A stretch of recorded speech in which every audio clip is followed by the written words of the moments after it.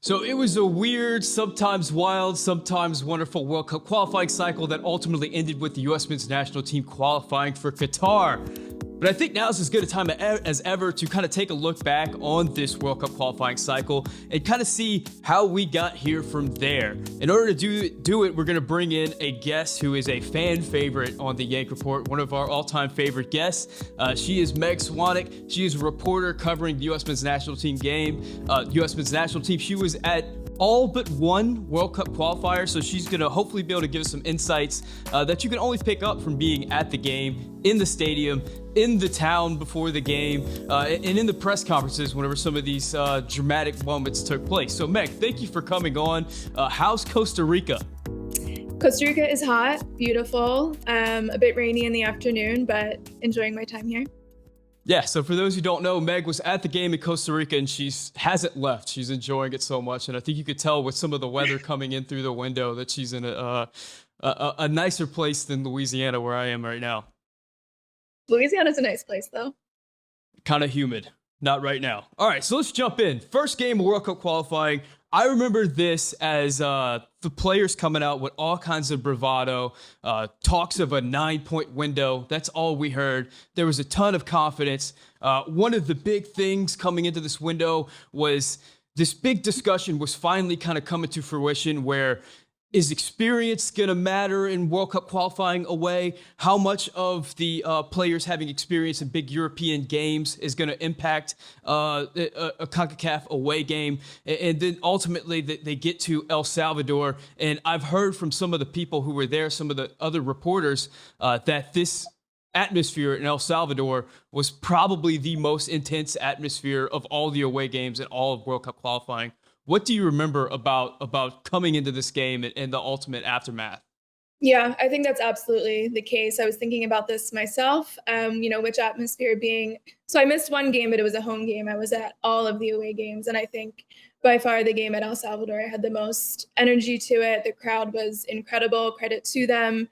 El Cuscatlan is an incredible stadium atmosphere to be in. And I actually asked this question to Walker Zimmerman as he was coming out of the celebration, just having qualified for the World Cup. And I said, what atmosphere was the most intimidating? And he said, without question, El Salvador. And he said Costa Rica second to that, interestingly. Yeah, that's what I heard as well from some other podcasts and people who were there talking about it, that it was El Salvador and then Costa Rica. Now, one of the things, of course, one of the big themes that's going to impact all of World Cup qualifying was this idea that a lot of the players had never played in World Cup qualifying, and there was a lot of confidence going in that they were going to take it like any other game. Now, since World Cup qualifying is over, some of the players have admitted that they were not ready for the intensity and that it was a little bit more than they were expecting. Can you kind of tell me about what you were seeing in the eyes of the players and the confidence before the game, and then kind of what you were hearing in the post-game press conference? Football might be over, but MLS is coming back, and Champions League and European soccer are in full swing. From all the latest odds, totals, player performance props, to where the next fired coach is going to land, BetOnline is the #1 spot for all your sports betting needs. Head over to the website or use your mobile device to sign up today and receive 50% off your welcome bonus on your first deposit. Just use promo code BELIEVE to get started. And it's not just basketball. BetOnline is your source for hockey, boxing, and UFC odds, right to the Olympic coverage, from sports right down to your favorite Vegas casino games. BetOnline is your #1 online wagering destination. BetOnline, the fastest and easiest way to wager on all your favorite sports and play all your favorite games. BetOnline, where the game starts. Yeah, and I think it's worth thinking about what we were coming off of going into that game in El Salvador. We had an incredible summer where we had just won 2 big tournaments in the Nations League and in the Gold Cup. The team was feeling really confident. We've had players playing all over Champions League, winning trophies, getting transferred to big teams abroad. I think there was, as you said, a ton of confidence. There was also, not just from the players, but from Greg Berhalter, an expressed interest in really making a mark and coming out, not just qualifying for the World Cup, but coming #1, getting 9-point windows, going away to games in El Salvador and Honduras and playing the way that we wanted to play rather than adapting to what the conditions or the team needed of us. And that was something that I think quickly changed over the course of that first window, not just that first game in El Salvador. But you could see in that first game in El Salvador specifically that, in that 0-0 draw, you had players like Conrad or Serginho Dest trying to, make big moves or go for these, fancy dribbles and just getting like tackled literally American football style, or just, not working out. So I think that it was a bit of a rude awakening that first game. And then obviously Canada as well wasn't the result that we wanted. They were sitting back. That really threw us. And then the game in Honduras was a disaster in the first half, salvaged miraculously in the second half. So I think they quickly did an about face ahead of the second window. They were singing a much different tune. And then all of a sudden you heard them say game by game instead of... Yeah, you're getting a little ahead of me right now. I want to stick to the aftermath of this El Salvador game, because that was bad and then things got worse, as you kind of alluded to. Gio goes down in that game, and that's the last we would see him until the last window of World Cup qualifying. Conrad De La Fuente, I think that was his only minutes of World Cup qualifying were in that game. That was the last time we saw Brennan Aronson as a midfielder. And I think that was the last time we saw Serginho Dest as a left back. But then we thought, we're going back home. We're going to go to Nashville. We're going to get right against Canada. This is a Canada team that we had beaten in the Gold Cup not too long ago. We were still confident going in. And then we get the news that Weston McKennie is not going to be with the team against Canada because of something that happened that we still don't even know all the details around. But he broke a team rule and he was no longer going to be with the team. And this is whenever kind of the anxiety started to really heighten within the U.S. men's national team fan base. And that post-game press conference for that Canada game was brutal. What do you remember about that? Yeah, etched in my memory is Christian Pulisic coming into that room, almost like shuffling his feet with his head down. You could feel, I think I said this to you before, and this has been said elsewhere already. So, but it bears repeating, just the energy coming off of him. You could tell he had this oh no feeling and the pressure of making sure that we didn't repeat what had already happened. I think that was my biggest takeaway. And then that combined with Gregg coming into, I think Tyler was also in that post-match press conference, and he was a little bit defensive or feeling a little bit feisty almost, which I like from him. And I think we get that consistently from him. Gregg also had an aura of not panic, I would say, but realization of where he was shook. That was the most different Gregg Berhalter that we've seen throughout World Cup qualifying. That was the most shook I've ever seen him. Yeah, I think he knew that he had to go to Honduras and get 3 points and do it with, enthusiasm. Otherwise his job was at stake, and you could tell in that press conference. Yeah, I remember that being the press conference where Christian Pulisic said we need new ideas, and that was kind of adding fuel to the fire that what's going on in this locker room. Are the players still believe in Gregg Berhalter? Is he even going to be the coach throughout World Cup qualifying? And there was a lot riding on that Honduras game. I mean, there was a lot of folks calling for his head. And even at halftime during the Honduras game, I remember the broadcast on Paramount Plus with like Aguchi Onyewu and Clint Dempsey and Charlie Davies. Those guys were openly saying, if the U.S. doesn't come back, there's going to be some real questions about Gregg Berhalter. Now, going into that game, the U.S. puts out that wild lineup where there's 3 in the back, and it's just really disjointed. It's not looking good.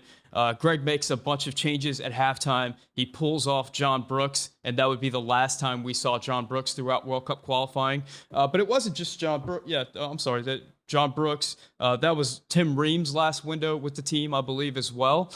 And that game, that was the entry of Ricardo Pepi. The first time we saw him, that was his breakout performance. And that game sort of, there was a lot of changes that were made after that. But kind of what were your thoughts on getting away from that game, feeling kind of relieved, feeling like Gregg may have saved his job at that point, and that at least they didn't throw away qualifying in the first window? Yeah. I mean, I think that the premonition that the players and the media and U.S. soccer apparatus around them felt after the El Salvador and Canada game was congealed in that first half in Honduras. People were already planning out what they were going to say to the media, or, what are we going to do now? Kind of thinking ahead past that second half. They salvaged it. Credit to Gregg. He made the right subs. Credit to the players. They got it together and they kept, they've turned the game around in that second half. But I think that they definitely, coming out of the locker room, going to the team bus after that game, still looked unhappy with themselves and the way that they played and the performance that they wanted from themselves in that first window. And I think if they thought maybe this isn't going to be as easy as we thought, or not that they ever thought it would be easy, but if this isn't going to be this isn't going to be the way that we thought it would be. It was congealed in that game against Honduras. So we'd have to wait a month until the next game, and in the next window we get Jamaica at home, Panama away, and then Costa Rica at home. Now, as you kind of alluded to earlier, coming into that window, there was no more 9-point window. It was now take it one game at a time. And I believe this was the first time we started hearing the word verticality, or at least we started hearing it with the amount of frequency that we did in that window. And I really feel like this window was the turning point for the national team stylistically. We stopped seeing John Brooks. We stopped seeing Tim Ream, the more possession center backs. We get more Miles Robinson. We get Chris Richards, Walker Zimmerman in that window. The U.S. stops kind of trying to play it out of the back as much, and it's straight down the field. It's vertical. It's more direct. The first game in that window is Jamaica. I know you weren't at that game, but kind of what were your thoughts about seeing such a drastic change in the approach from the first game of the first window to the first game of the second window? Well, I think that, as you alluded to, there was a big personnel shift from that first window to that second window. In that first window, we had a mix of some veterans like Tim Ream, like you said, or John Brooks as well, who were assumed to be de facto parts of the roster, if not the starting lineup, that we wouldn't see again after that, after those performances in the first window. I also think you had some holdovers from Gold Cup and from, traditional Gregg favorites, as they say, like Sebastian Lletget or Christian Roldan, who were the go-to subs or the starters in that first window, getting moved into a different role, starting with that second window, even more so in the third, but starting in that second window. And then we had players who had been injured or who weren't available in that first window coming in that second window against Jamaica, and then in the matches following. And I think, I forget who you just said, you mentioned a few of them, but Yunus Musa is a big one for me. He wasn't with us that first window, same with Tim Weah. And I think the factor of those two, also with Weston McKennie coming back, were huge factors in that verticality, which it's hard to imagine a time when we weren't hearing that word all the time. But I think you're right that that's when it was really getting driven home to us.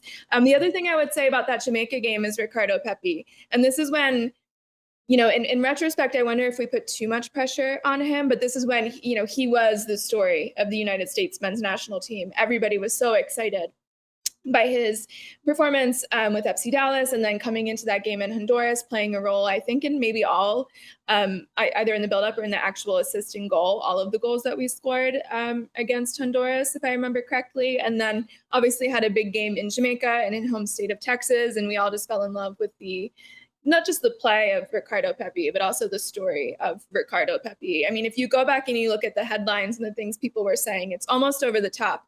And I think it was an exciting time. And I also wonder if in retrospect, we started to put too much pressure and expectation there as well. I could see that. I look at this Jamaica game in a lot of ways as sort of the first time we see the U.S. men's national team that we've kind of come to know now. It was the first time we saw the MMA midfield in World Cup qualifying, and it was really exciting. We thought that, we really did find a lot of answers in midfield in that window, and seeing Pepi emerge was really exciting as well.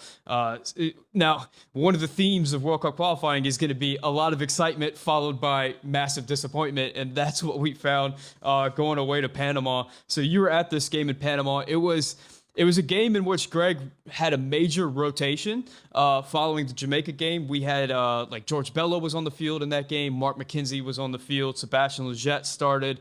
Paul Areola started. Giassi Zardes started. And the U.S. underwhelmed and ended up getting beaten Panama 1-0, I believe, off of a Giassi Zardes own goal. So what do you remember from that post-game press conference and just everything coming out of that game? Yeah, a few things. I think that solidified the departure of a few players. Sebastian Lletget sticks out in particular. And I think something that we really lacked was the verticality that you just mentioned and that we were seeing in that Jamaica match. I would also say that I think for all the talk of the depth that we do have in the United States men's national team, I think that we saw an example of where we didn't have it, where we thought we might have, at least in the players who we thought were the go-to depth for the team. So I think it was a reassessment of the depth that we thought we had and who was filling in those positions. Gregg overplaying his hand, thinking we could go away. Panama is a tough team. It's always been a tough team. Playing away in Panama is going to be a tough game. I think that he really made a tactical misstep thinking that he could rotate that heavily with the players that he rotated and still have the result that we wanted coming out of that. But, again, like you said, I think there's always a positive and negative to all of this. And I think that while that game was really disappointing and would, put some pressure in upcoming windows, I think that Gregg did adjust and he did not repeat that specific mistake. Yeah, I think that game was the last time we saw George Bello play. I think Anthony Robinson played every minute from there on out in World Cup qualifying, I believe. Yeah. And I believe that was the last time we saw Sebastian Lletget get minutes, and I think Mark McKenzie as well. Yeah. So there was a lot of players that were part of that window and a part of that game that just went away. And I think an interesting thing, now that you mention it, it kind of brings back this memory, is a lot of people in the fan base and in the media were very critical of Sebastian Lletget in that game and Berhalter's implementation of Sebastian Lletget.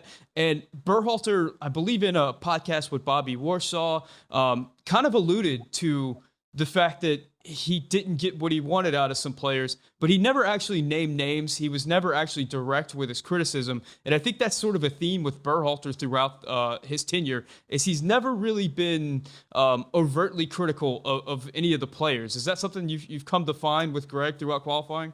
You have to really push. And I think that, we finally saw some tangible feedback on John Brooks after a lot of questions. I think that there's a lot of rightful critiques of the media for questions that aren't always asked, but they also aren't always answered. And I think you really do have to push. And it was only after like the third or fourth media member asked that same question in the same press conference that he answered it. And I think that makes sense, from a management perspective. The players are going to hear this. It's going to get back to them. I think that he doesn't want to give that specific critique, but you can read between the lines and kind of get a sense for who he's talking about. Yeah, it's interesting because coming out of that game, a lot of people were upset that Gregg didn't rip Sebastian Lletget right there. But yet that was the last time he had any impact in World Cup qualifying. Even though he was brought into the next window, he didn't play. So it's just interesting the way that Gregg's handled his business in that way. The next game would be Costa Rica at home. This was a game in which the U.S. went down early to Costa Rica and ended up scoring 2 goals. One before halftime, that incredible Serginho Dest strike, and then the last one with Tim Weah. I think interesting things from this particular game was it was the first time I think Gregg put out that a lineup that the fans really loved. And part of that was Paul Arriola was supposed to go, but he got injured before the game, so Tim Weah comes on. And it really was the beginning of the emergence of Tim Weah as a player that really pulled the U.S. offense through the mid part of World Cup qualifying. He went from kind of an option to being the guy in the attack, especially in that moment where Gio Reyna was out and Christian Pulisic was out. So a big game from the U.S. and kind of what was the feeling following that game whenever the U.S. was able to come from behind and beat Costa Rica? Yeah, Lower.com Field is an incredible atmosphere, it must be said. First of all, brand new stadium. The crowd is really enthusiastic. It's interesting to look back, going from that first window to that second window, to think about the players who weren't de facto starters or weren't, presumed to have the role that they would end up playing. I think you mentioned Anthony Robinson already from the last match as one of them. I think that was one. I think Tim Weah is another, and it started kind of with an accident, like you said. Because the other thing to think about is these accidental injuries or things like that that keep players out. I mean, Walker Zimmerman, I think, was at this window that he wasn't going to get called in, and then Tim Ream had a personal thing he was working on, and then Walker Zimmerman comes in. I think that was the second window. You might be correct. That sounds correct. Yeah, so these accidents of circumstance, whether it's injury or family stuff, that gives the opportunity to somebody who ends up being kind of irreplaceable over the course of qualification. I think Tim Weah is one, and this is kind of when he made that big debut. I think that he had a hand in that second goal. They might have kept it as an own goal in the end, but I attribute it to him in my head. In the other thing I'll say after the Panama game, and it has to be said, is it's not just Sebastian Lletget who kind of was completely phased out after that, but Mark McKenzie as well. And, Gregg Berhalter could have been talking about him not getting what he wanted out of him in that center back position. He was called in after that, but I don't think we've seen him after that. And then the other one is Matt Turner. So Matt Turner, and he has said this recently in an interview on Jimmy Conrad's podcast, that after the Panama game, he was, Gregg or coaching staff talked to him and they said that, that was not your best performance, but also we're going to go with Zach kind of from here forward, given where he plays, given the caliber of his training day in and day out. So I think it was interesting that as of that Costa Rica game, this is when Zach became the de facto starter moving forward in qualification. And I don't know that over the course of the full game in Costa Rica, he was tested that much, but obviously there was that early goal, which, it happened almost as soon as the game started. I think he looked rusty. He looked like I'm a big fan of Zach. And, I think he has a lot of merit to being the starting goalkeeper, but the game that he took that starting position, I think it's worth pointing out that he looked like a keeper who wasn't starting at his club. So that was something that sticks out to me about that Costa Rica game as well. I think it's fair to ask, after the first window, I know you and I had a discussion after that window, and a lot of that discussion surrounded the strength of the team, the strength of the team in the locker room, and whether Gregg had the faith of the team. There was, we pointed to the comments Christian Pulisic made. We pointed to kind of the demeanor that some of the players had in the post-game press conferences, the demeanor some of the players had on the field, some of the demonstrative motions some of the players had towards the coach in that Honduras game and in that Canada game.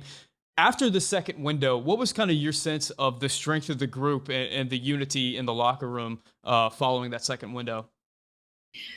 I would say somewhere close to where it is now, which is that I think they respect Gregg. And I think that they see him as kind of a manager of the team and that he got the job done. I think that whereas things felt more tense after those first 3 matches, potentially it wasn't as tense after the 6th. And so there wasn't mutiny and people aren't, rallying to have him removed, at least of the players called into camp. The broader pool of players might feel a bit differently, especially if you're on the edge and feel like you should be in camp. But I also don't know then or now that players feel motivated or compelled by Gregg the way that Canada, for example, does by John Herdman. I think you can tell from the way the players talk about him in press conferences that they admire him, that Herdman motivates them. I don't get that sense then or now from the players with Gregg, but I would say that they see him as someone who got the job done after that second window and into now. All right, well, let's move to that November window because that was huge. I mean, the U.S. was taking on Mexico. It was going to be the first time the U.S. played Mexico from the Gold Cup. It was a big moment, and it was seen as one, because the U.S. had dropped some points earlier in World Cup qualifying. It was a game that the U.S. had to win on U.S. soil, and it was also a big game for El Tri, kind of an opportunity for them to show that they're still the big dogs in town.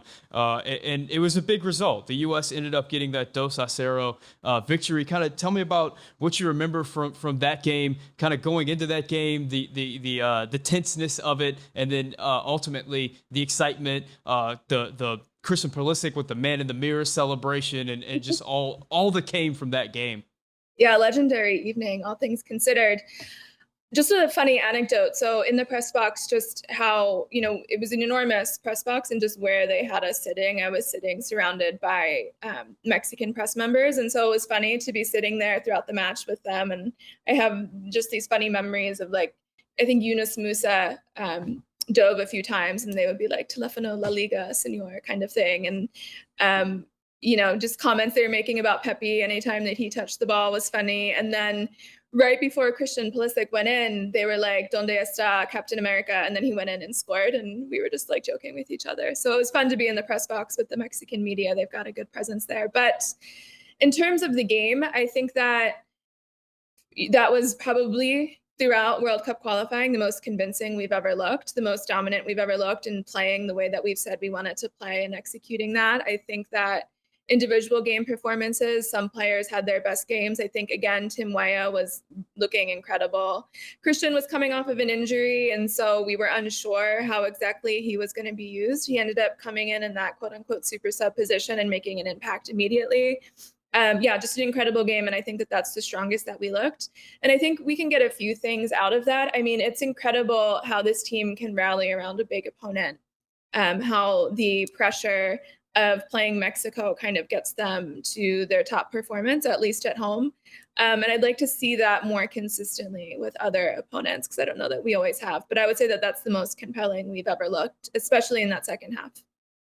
Yeah, absolutely. I would totally agree. And just, I mean, everything that emanated from that with Christian just looking as cheeky as ever in the post game press conference and just being really coy about his choice of celebration and just everything was the vibes were high, as the kids would say. But they didn't last very long because the U.S. would then have to go to Jamaica. And once again, it was a letdown on the road. This particular game, no Weston McKennie, no Miles Robinson. So the U.S. had to bring in, I believe, Jean-Luc Abusio started that game. Yeah. The U.S. After a big early goal from Tim Weah, where he really kind of put the team on his back and scored one, the U.S. was kind of holding on for dear life for the rest of that game. It was a weird game in Kingston where the crowd wasn't huge, it didn't seem like on TV, but the U.S. kind of get bailed out in the end with some favorable calls and kind of limped away, kind of happy about a draw, but just not what they were hoping for after such a big result against Mexico. Yeah, it's amazing what happens to this team when Weston McKennie is not there. I mean, I think arguably he's the most important player in a lot of ways to the team.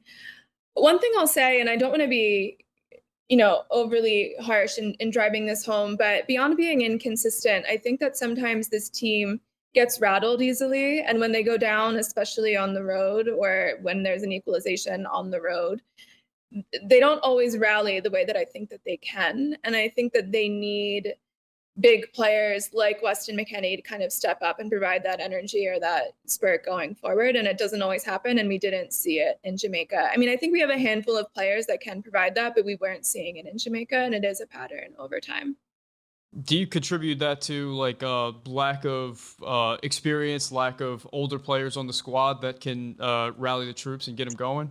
Yeah, definitely. And I think, going back to the Mexico match with the Christian Pulisic celebration, it sounded like it was DeAndre Yedlin and Tim Weah who had done that. And it's, very clear, I think, that those two, who are very close to one another, provide a lot of the energy in the locker room before games, at halftime, after games. I mean, DeAndre Yedlin said to the media in the last window that at the halftime of the Panama game, he had been somewhere else for some reason, and he went into the locker room and he said it was like a funeral in there. And so he kind of just like went around slapping people and getting the energy back up. And I think he is really key to the team. I think Weston McKennie is really key to the team in providing that energy and that leadership. And I don't know that all of the players have that quite yet. I think it's a mix of things. I think it's partly just personality, because I think Weston McKennie provides that. I think Tim Weah can provide that energy coming in with his boombox, really trying to push the game forward. So it's a mix of personality as well as veteran leadership, I think. Yeah, and I think that point got really driven home in the latest Behind the Crest video that U.S. Soccer put out, where DeAndre Yedlin actually gave like a pregame speech that they caught on video and put in that I didn't see it montage prior to the Costa Rica game.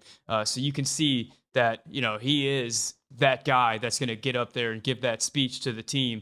I mean, it was quite moving if you haven't seen it, because he talked about there's not many times in life where you get a second opportunity at a missed chance, and he was with the team that lost in Cuba, and he's getting this opportunity to right that wrong, and he was thanking all the players for letting him have that, and it was just a really cool moment, and you could tell that DeAndre Yedlin is that guy to this team in this locker room, and it's really interesting. Yeah, I think he's an intangible for that reason. And it's really obvious that he's like the energy, the heart behind the team in a lot of ways. I haven't watched it yet, though. I'm excited to see it. Yeah, so the next window would be in January, and this was probably the most controversial window of all of World Cup qualifying. This was the cold window. This was where the U.S. Played Canada, but they also decided to play two games at some of the coldest places that they could pick. The first one was home to El Salvador. Where was that? That was in Ohio somewhere. Columbus again. The Yeah, third it time was the against game. Ohio. This was a game where I remember Jesus Ferreira missed that big opportunity. The U.S. really controlled the game against El Salvador, created some big chances, but weren't able to put them away. The anxiety of the U.S. not having a reliable finisher was definitely present, and the fans were quite upset with Greg Berhalter kind of pointing to XG in the post-game press conference, which I think would become a theme with this squad and with Greg Berhalter. But what do you remember about that El Salvador game? Yeah, I mean, I think all the things that you just said, and this might seem like a small anecdote, but going back to Ricardo Pepi, and I think that this is one of the biggest questions I have now post qualification is what we're going to do with our inability to have a reliable striker who's consistently in form. And I think Ricardo Pepi, we were so high on him after that second and that third window. He got that big transfer. I think that, I mean, this was early days. He was just getting there at this point, but he wasn't playing for us. I mean, he didn't feature in that game. And after the final whistle blew, he wasn't with the team kind of celebrating or going over to thank the fans. And he had his head hanging down and he was kind of trudging across the field. And one of the coaches came over and kind of put their arm around him. It's nothing to do with the match, but I kind of think one thing that just sticks in my head specifically about that game is that image. And I feel like from there forward, Ricardo Pepi never entirely got his footing back. And I think that he is kind of feeling the pressure, feeling frustrated at not getting the opportunity to prove that he can still perform like he had been in October, November because of playing time. So that's one small thing. I mean, I think we could have done better in that match, especially given that it was a home match with an incredible atmosphere. But yeah, really forgettable performance overall, I would say. And then we move on to the big away match against Canada that the fans were really looking forward to. The U.S. ended up losing that game 2-0 in Canada. It was very cold, not as cold as the next match would be, but it was very cold. And the U.S. had another game where it was really frustrating. The U.S. had a lot of possession. They were unable to create many scoring opportunities. It was kind of the same theme that we've seen throughout World Cup qualifying, where the U.S. struggles to break down teams whenever they're sitting back. In the post-game, I mean, this game is going to be remembered for the post-game interview that Greg did, where I forget the exact words, but he said something like, "We dominated the game." The most dominant performance ever. Yeah. Now, eventually, later after that window, he was asked about that by Bobby Warshaw, and he said that speaking more to the players in the locker room because they had a game that they had to go out and win. The next game was going to be majorly important. So it gave kind of an insight about how Greg Berhalter sort of approaches talking to the media. Sometimes whenever he's talking to the media, he's actually talking to the players, and he's pretty... he chooses his words carefully, I guess you could say. But what do you remember about that Canada game? I think that, I mean, first of all, I'm excited for Canada that they've qualified. I'm excited that, they're back and they're a big competitor. And I think that they're a fun team to watch. I think in a lot of ways, they had the run through qualification that the United States wished that they had. And I think that maybe... Yeah, I don't know. I think that we really need to figure out how to create more chances, especially when we're playing a team in a low block. I think that you're absolutely correct that sometimes Greg is talking to the players when he's speaking to media, but all the same, he makes other comments that are kind of shocking, whether that's being surprised to find a low block, whether he's trolling the media or, trolling the fans on Twitter, comments that he might see. You see that elsewhere where, like, after going back to the first Canada game, in the post-match right off the side of the field, Brendan Aronson is, giving an interview, and it sounds like he was surprised to find them in a blow block. So you kind of wonder, well, are you not preparing for that when you play a team like Canada? And I still have those questions after that second time that we played them. We didn't come up with a way to break that down. I think that was disappointing.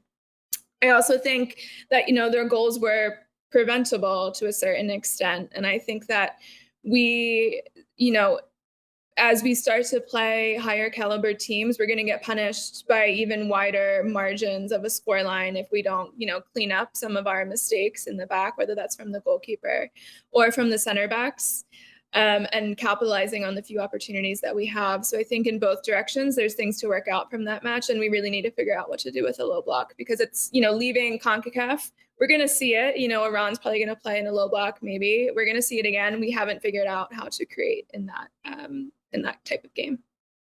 You mentioned your excitement for Canada, and I'm curious your thoughts on Canada's performance in World Cup qualifying. I know they drew a pretty tough draw in the World Cup, but permit me to dive into XG land for a second there. Of course. Canada did benefit pretty well from XG. I mean, I believe they let in fewer than their XG goals against, and they scored more than their XG goals. So if you're playing that out, maybe it's not a large enough sample size, but it seems like Canada overachieved a little bit compared to what the expectation was. Now, a lot of that's due to having some pretty phenomenal strikers and pretty phenomenal goal scorers up top. But what did you think about Canada? Do you think that they performed up to a team that should be number one in CONCACAF? Do you think they got a little bit of a benefit here and there? How do you think that they're going to be performing moving forward within this region? Well, I think they're going to be strong into the future. I think that, they're not going to disappear by any means after that. Do I think that they are, there's a lot of talk about talent on paper and in practice. Do I think that they're the most talented on paper? No, I think that they have a few world class, well, at least one world class player. They have a few players who are the best in CONCACAF, maybe even three players who are the best in CONCACAF at their position. Outside of that, they have strong players, but they wouldn't be at the top of the CONCACAF player in that position from my perspective. So they have a small handful of people who can really capitalize and finish and perform better than anyone else can in their positions. But I think that they have all of the intangibles. And so I think that that is part of why they performed as well as they did. I think they have the identity, they have the passion, they want to perform for Canada. They know that they're bringing Canada back to the World Cup for the first time since 1986.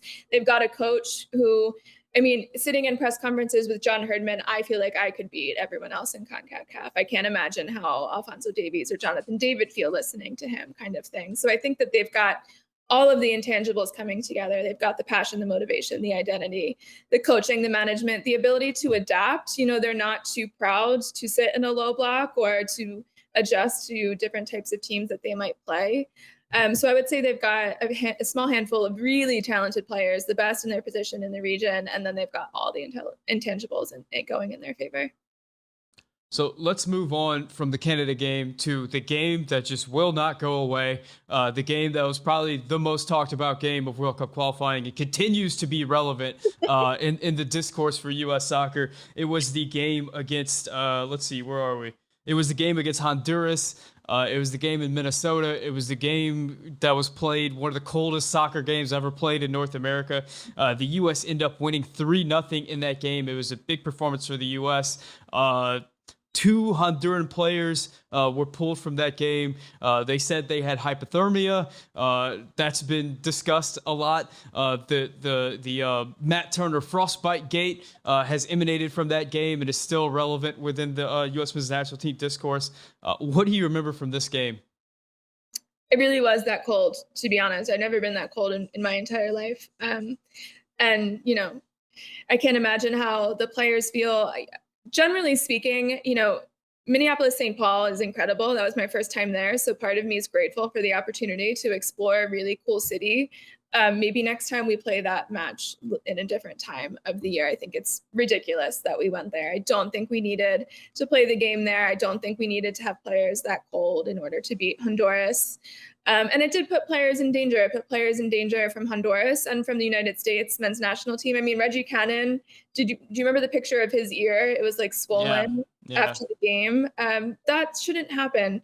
And when it comes to Matt Turner, after the Bruce Arena, so you thought that it was just a rumor and then everything was put to bed and Matt Turner comes out with his comments and then Bruce Arena comes in and he's like, yeah, he had frostbite. And I reached out to US Soccer after that and I was like, does he have frostbite? And linked to the press conference and they were like, Bruce isn't a doctor, he doesn't have frostbite, kind of thing. And so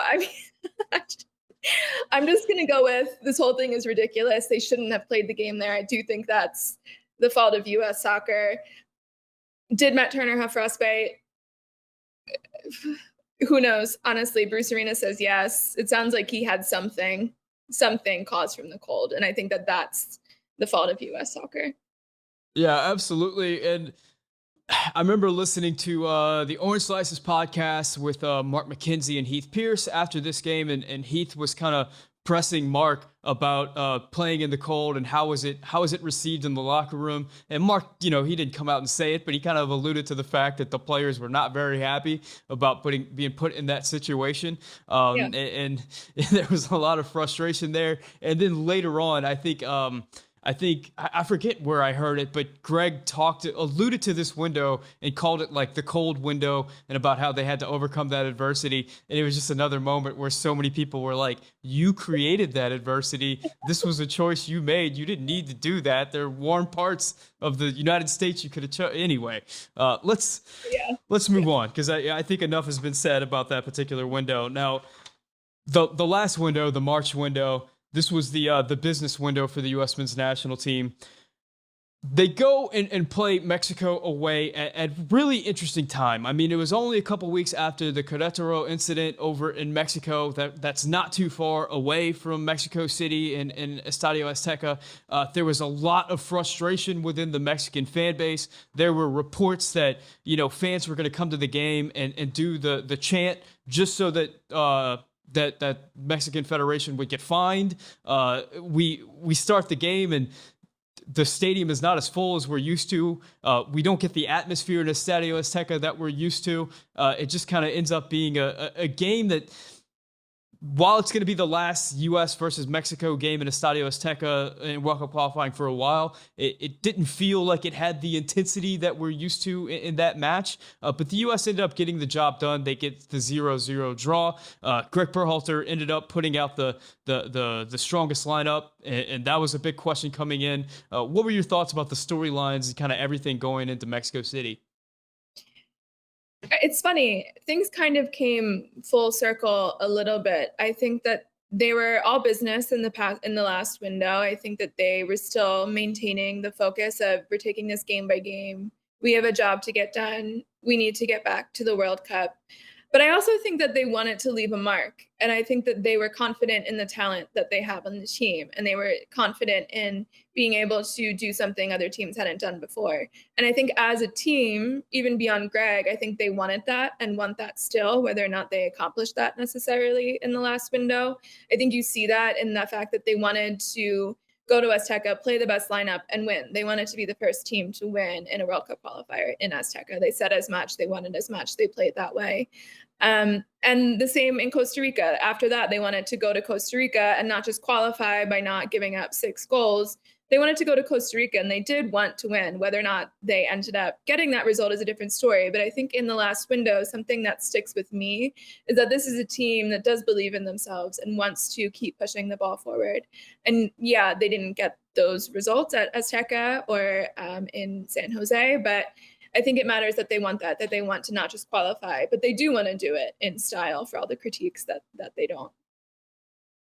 Now, this game will be remembered, I think, most fondly for that Gio Reyna run, where he just tore through the Mexican midfield and just put Hector Herrera on his face a couple of times. Now, I remember this game for the post-game press conference where Gio and Christian were both up there, and it seemed like it was just a lot of fun. Now, it sounded like they couldn't really hear the reporters, and there was a lot of confusion there. But I'm very curious about the relationship between Gio Reyna and Christian Pulisic, and we kind of got to see it in a way that we've never seen it before.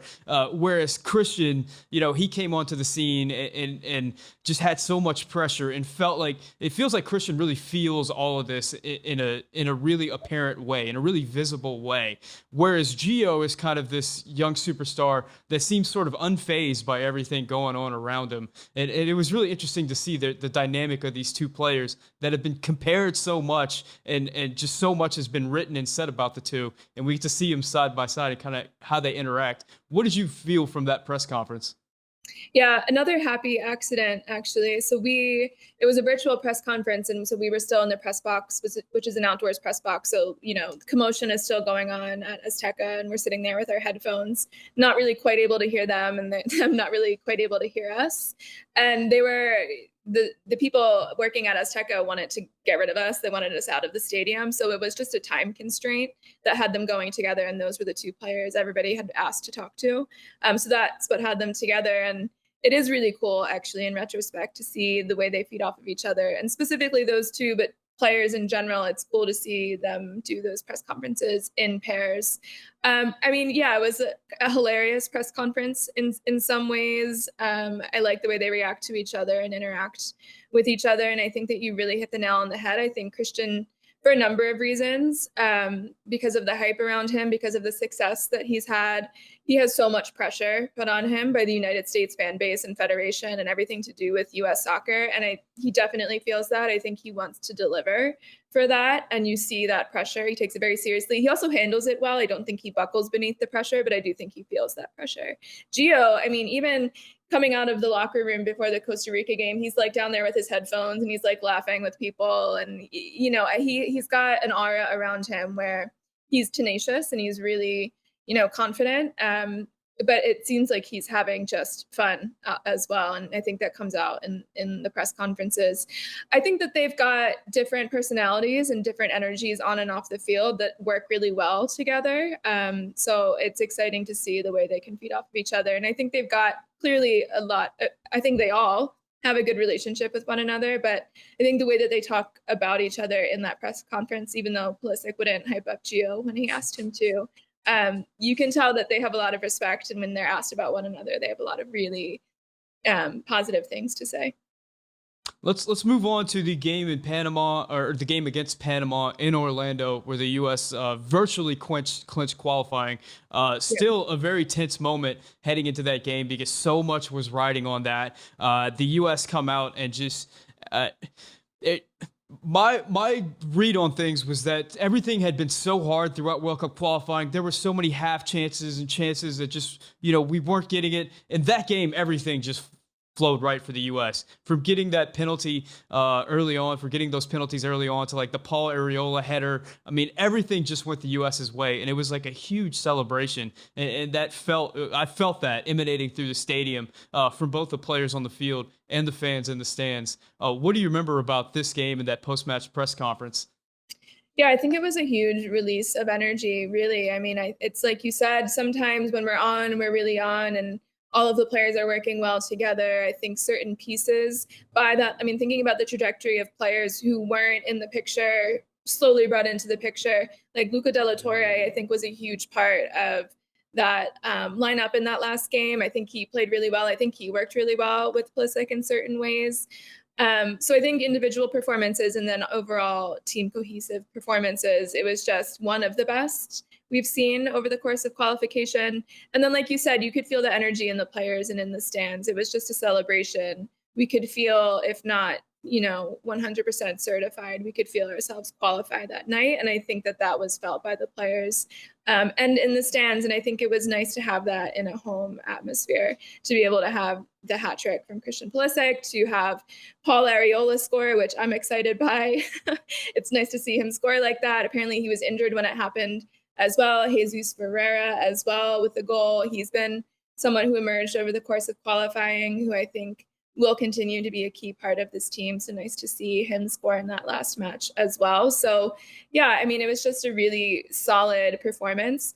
As always, there's things to clean up. I think players say that. I think they say that in the post-match. I think Gregg says that. I think, you see critiques from the fan base over how the team's has played in certain ways, even when we win. And I think a lot of the critiques are valid. And I would just say, I think the players know that even when they're celebrating, even after the Costa Rica game as well. I think they know where they need to clean up. And I have hope or faith that they will continue to, because there is a lot to still clean up moving forward into the World Cup. Yeah, and you just brought something up that kind of jogged my memory. In this window, we got the comment from Walker Zimmerman where he talked about, we don't care about what some fan in Nebraska has to say. What did you think about that comment, and about what do you think? Where do you think that came from? Every now and then, I hope the players don't go on social media, but they probably all do. It depends on the personality type. I mean, and Paul Areola was asked as well, I think, in that post-match about getting hate from the fans and whether it feels good to have scored given that hate. And he had that like funny smile on his face answering that question.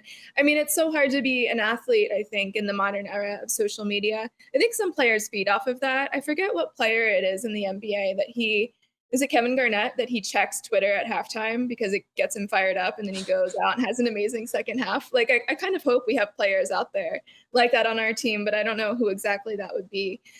I think it shows that clearly he, as well as the team probably, but at least he specifically is aware of the critiques about how the team is playing or how he specifically is playing. And, not caring about what one fan in Nebraska thinks. I think they care about how they're playing is the important part. I think he, in particular, and the team in general have made clear, especially in that last window, that they don't just want to qualify. They want to win at Azteca. They wanted to win in Costa Rica. They want a player that they want to play. So I don't think it's entirely true that they don't care how they look. But I think as a player, you can't care what some random fan in Nebraska is saying on Twitter. No disrespect to fans and no disrespect to Nebraska. But you have to be able to tune that out as a player. He did, I think it was after the Costa Rica game, he did say, like, my apologies to Nebraska. I shouldn't have, he's like, that was a slip of the tongue. He did say that. And I do think that he cares how they play, but you can I don't fault him for saying that. I think as a competitor, you have to be able to tune that out. Yeah. It's an interesting discussion because there's been so much discussion about the fans and how the fans are behaving or how they should behave, and there's been critiques from Walker Zimmerman and from other bits of the media, and maybe we'll talk about that after the Costa Rica game. But let's get into the last game of World Cup qualifying. It was a Costa Rica game, kind of a weird situation. The U.S., all they needed to qualify was to not get beat by 6 goals.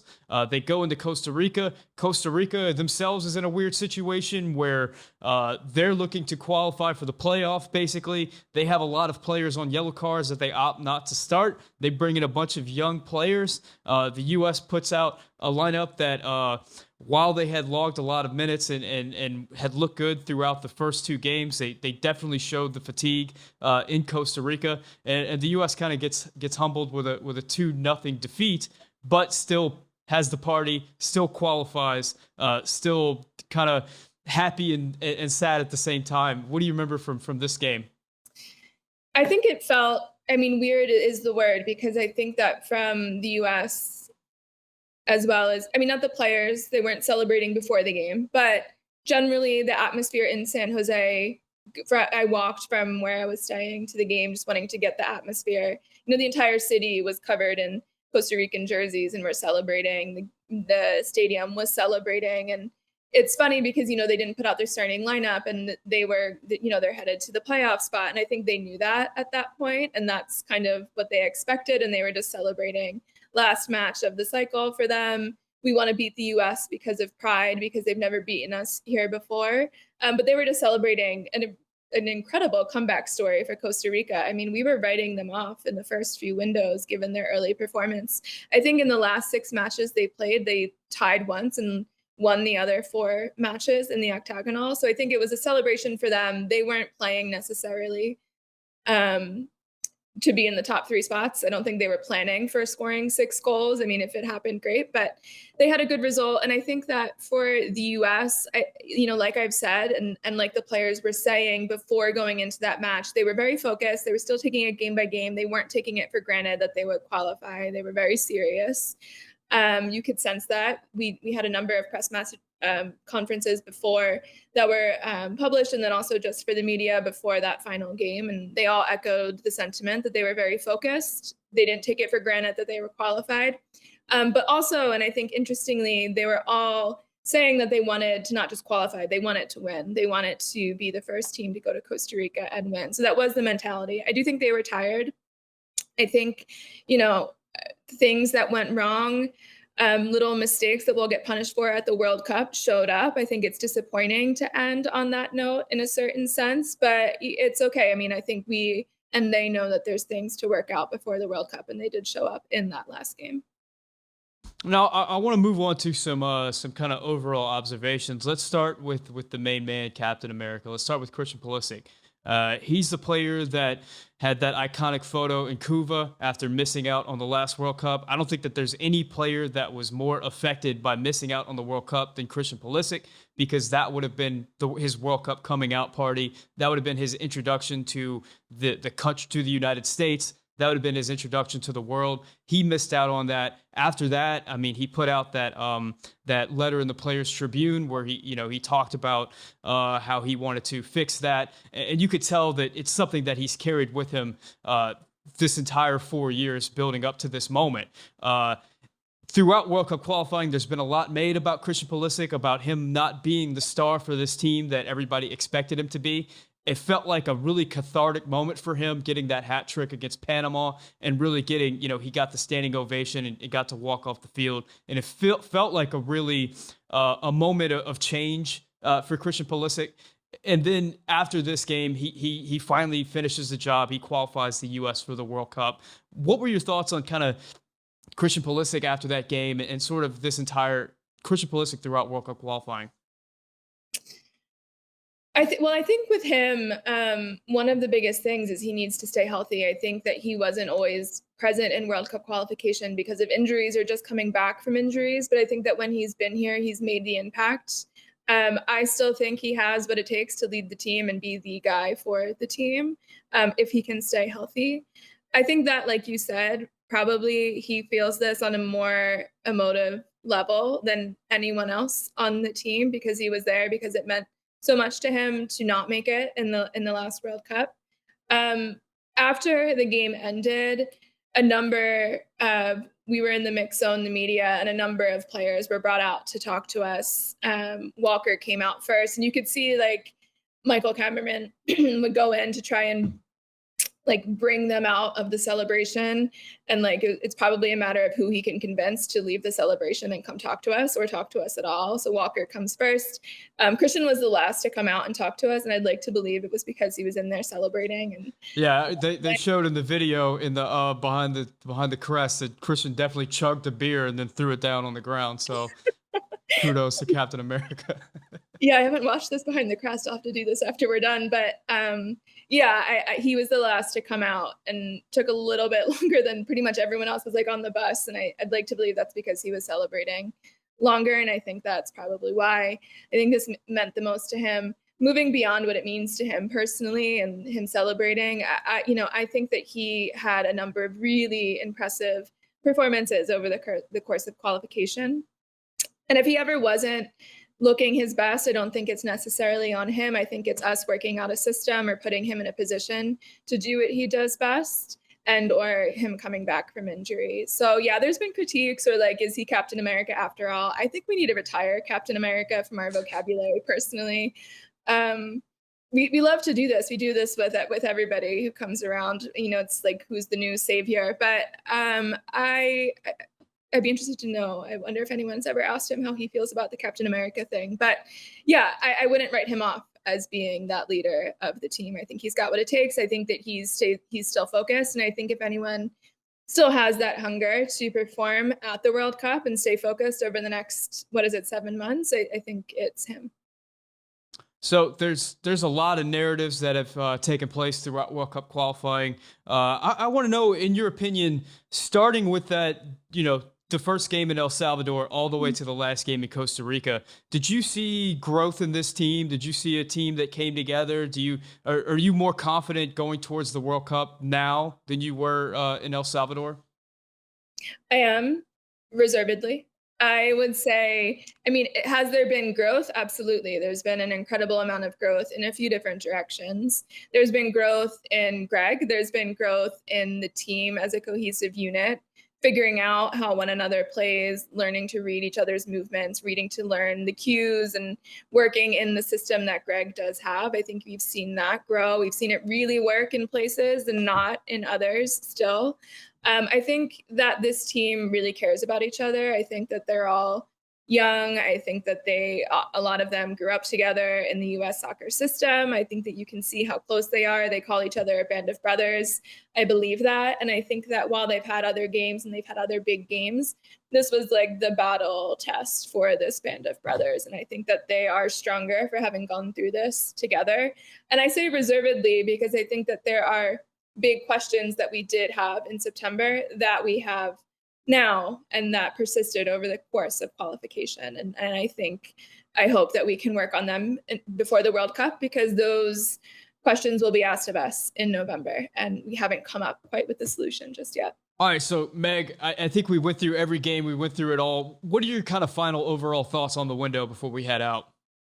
Yeah, I mean, I think that, as I've said a few times before, I think there's a lot to be excited about. I think we figured out a lot of things, whether it's specific players, bringing them into the system, making an impact on the team, or figuring out things cohesively together. I think there's been a lot of positive evolution.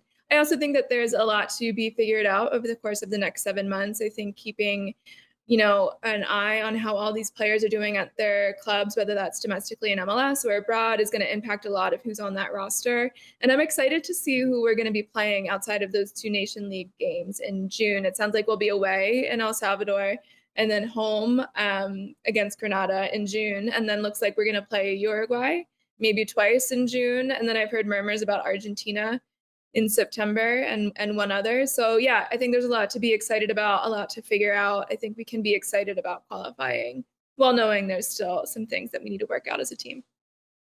Absolutely. It's going to be a really fun 8 months with a lot of anticipation, and I can't wait for the country to get introduced to a lot of these guys. I think they're going to fall in love with this team and these players, and it's going to be really exciting for soccer moving forward.